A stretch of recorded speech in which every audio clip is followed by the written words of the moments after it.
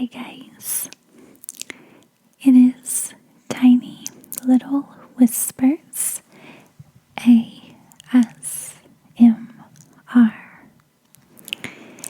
So I've had several people request a soft spoken video. So here is a soft spoken video for you guys.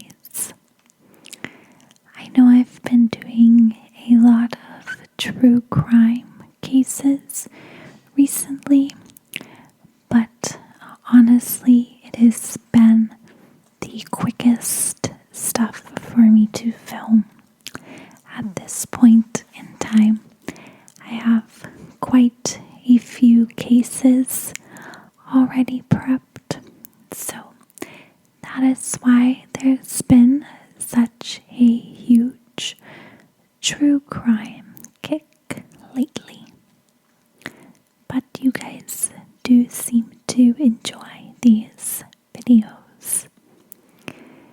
I know I've spoken on this a lot recently, but once again, I'm going to be revamping my Patreon account once I hit 5,000 subscribers. So if you do enjoy these videos, but you have not subscribed quite yet, now is the time to do so.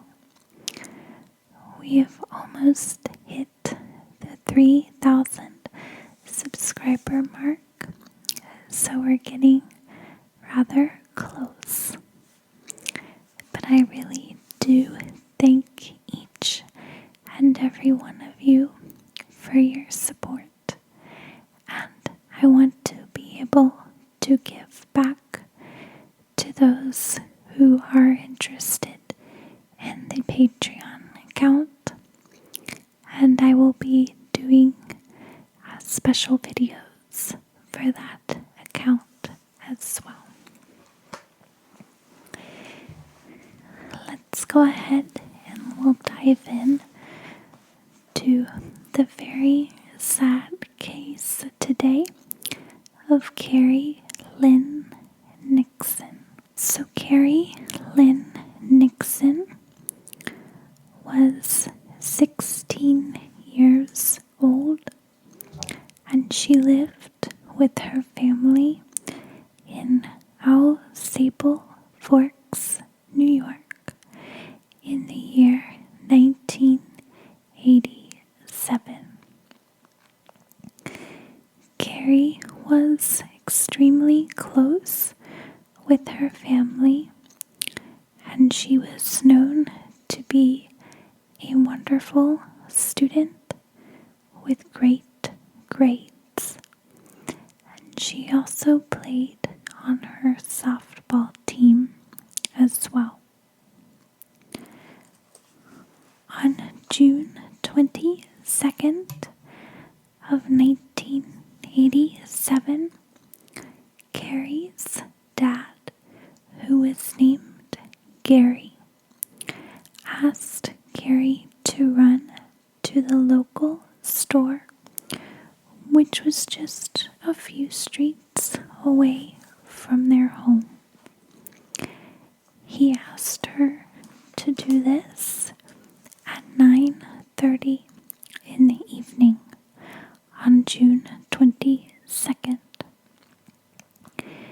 The city of Sable Forks was extremely safe at this time, and so Kari's dad thought nothing of it by asking her to go to the store.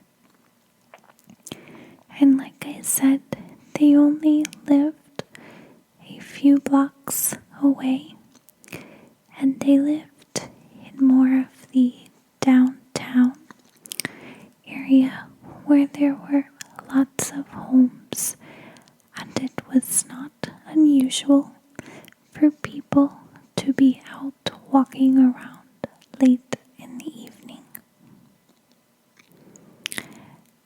So Kerry walked to the store, and at 9:55, the store clerk remembered Kerry checked out, and she left to go back to her home. At 10:05 that evening, a neighbor spotted Kerry, and they had a short conversation within eyesight of Kerry's home. They were only a few hundred feet away. This was sadly the last time Kerry would ever be seen alive. At 10:10 p.m., a group of teenagers who knew Kerry walked past her home, but they did not spot Kerry outside. Kerry had somehow managed to disappear in a short window of time and right in her own front yard. The next morning, on June 23rd, Kerry's mother, Kathy, went to wake Kerry up, but was unable to find her in her bed. The family searched the house and immediately called the police and reported Kerry as missing. The police searched right away for Kerry, but they were unable to find any evidence as to where or even how Kerry had managed to vanish.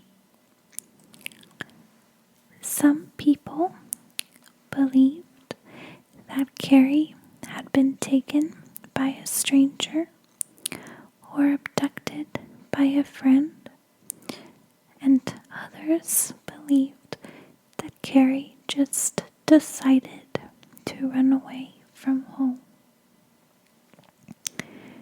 Kerry's family believed that foul play had to have been involved in some way, as Kerry had a really great home life and she seemed to get along with her family rather well. In the months leading up to Kerry's disappearance, though, she had told several friends that when she turned 18, she wanted to leave Osable Forks, New York, and head somewhere warm, such as Hawaii or California. The police searched Kerry's room, and the strange thing was they were unable to find any of her belongings as missing. So if Kerry did decide to run away, she managed to take only the money left over from her grocery trip. She had some extra money at the house, but it was not missing. It was still located in the home. The police continued to search for Kerry, but were still unable to determine her whereabouts.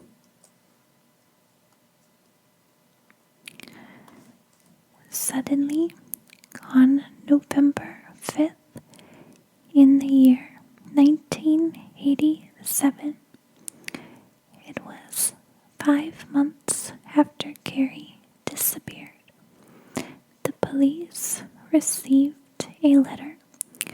stating that Kerry was located in Utahville, South Carolina.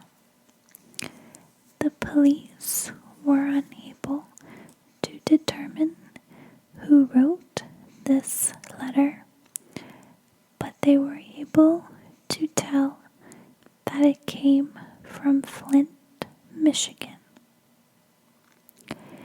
At this point, Kerry's family had a glimmer of hope, and they believed that maybe Kerry had ran away after all.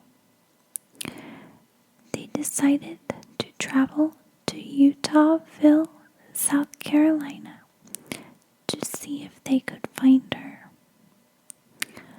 Once there, Kerry's family put up several missing persons posters, and by doing so, they were able to talk to a local who claimed that she had met Kerry.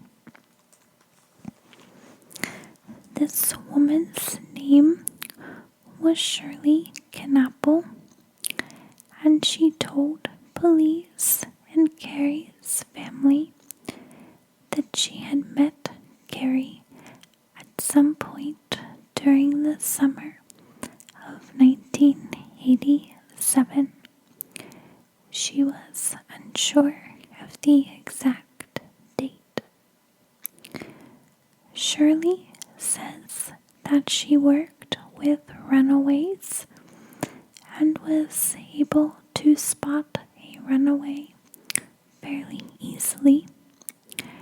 She claimed that a teenage girl was introduced to her as Kari Nixon, and that the girl stated she was visiting from New York. Shirley also told police that the girl was for sure a runaway and was the missing Kerry, since they both had the same haircut and the same number of piercings in their right ears. The police began to search more intensely in Utahville, and eventually they found a girl slightly resembling Kerry. When brought forward, Shirley said this was the girl that she met. Sadly, it was not Kerry, but did resemble her. The girl that was brought forward did not recall meeting Shirley, so it is unclear as to who Shirley actually did meet. After this encounter with Shirley, Kerry's family unfortunately did not hear much else from the police. The case seemed to grow cold, and at this point, more and more people believed that Kerry had just simply run away, since there was no evidence pointing otherwise. This was a very odd thing that happened next, but on June 5th in 1989, the popular boy band New Kids on the Block filmed a live music video during one of their concerts in Los Angeles, California. Kerry's parents somehow viewed this video in 1991 and while watching the music video, they saw a girl that just had to be Kari sitting in the audience. Kari's parents turned this information over to the police, and the police did some investigating. They found that the girl in the music video had the exact same hair color and cut that Kari had when she disappeared. This girl also had the same ear piercings in her right ear as Kari did, and they had the same skin color and facial features. Everyone began to hold out hope again that this was Kari and that she had just run away from home. During this time, Kari's case became semi-famous as the members from the band New Kids on the Block were interviewed several times about Kari, and they even pleaded with Kari's parents for her to return home and to come back to her family. After receiving so much press from this, a young teenager from Washington, D.C. came forward claiming that she was the girl from the New Kids on the Block music video. This girl did resemble Kari, but sadly, yet again, it was not her. At this time, the case grew cold once again, with some of Kari's family still believing she had run away at this point, only due to the lack of evidence. Suddenly, in January of 1994, the police managed to catch a break. The police had arrested a man named Robert Anthony Jones. Robert was arrested for committing 4 bank robberies in New York and Maine. Teresa was Robert's wife, and she had assisted Robert in robbing the banks by driving Robert's getaway car with his children in it when he committed several robberies. Robert then tried to get his wife Teresa a lighter sentence for being his getaway car driver, and in doing so, he confessed to the murder of Kari. So this is where it grows extremely sad. But when Kari went missing in 1987, Robert lived in Maine with his family and children. Robert had grown up, though, in Osable Forks, New York, and he was visiting on June 22nd. His family owned some land there, I'm not sure if it was just one cabin on the property or if there were several buildings. But while Robert was visiting, he saw Kerry at the grocery store while he was out buying beer.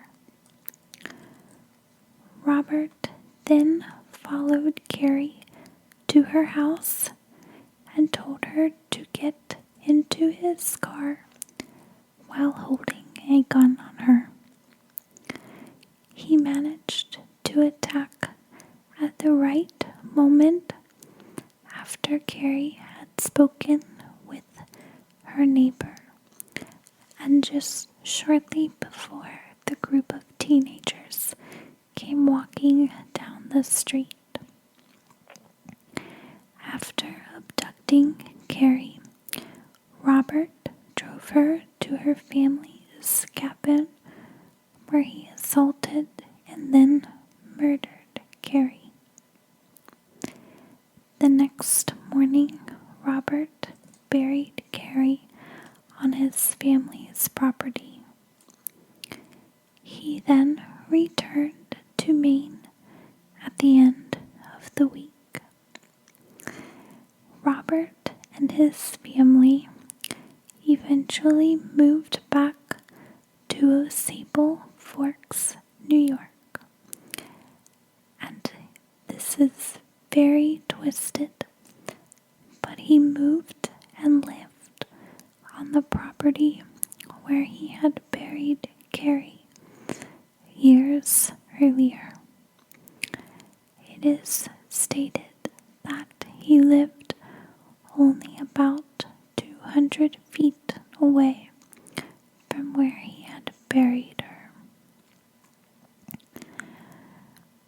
Robert claimed that he had murdered Kerry and abducted her because he was having troubles with his wife, Teresa.